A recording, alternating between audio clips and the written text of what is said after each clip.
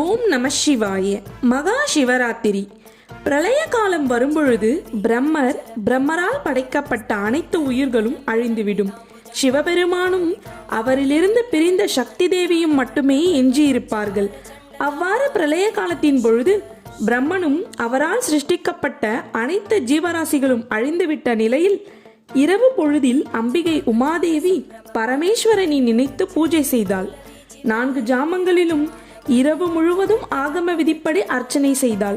பூஜையின் முடிவில் அம்பிகை ஈஸ்வரனை வணங்கி, அடியேன் தங்களை பூஜித்த இந்த இரவை தேவர்களும் மனிதர்களும் தங்களது திருநாமத்தாலேயே, அதாவது சிவராத்திரி என்று கொண்டாட வேண்டும் என வேண்டிக் கொண்டாள். சிவராத்திரி அன்று சூரியன் மறைந்தது முதல் மறுநாள் சூரிய உதயமாகும் வரை தங்களை பூஜை செய்பவர்கள் யாராக இருந்தாலும் அவர்களுக்கு எல்லாவித பாக்கியங்களையும் தந்து முடிவில் மோட்சத்தை அளிக்க வேண்டும் என வேண்டிக் கொண்டாள். சிவபெருமானும் அப்படியே ஆகட்டும் என அருள் புரிந்தார். இந்த இரவே மகா சிவராத்திரி என அழைக்கப்படுகிறது.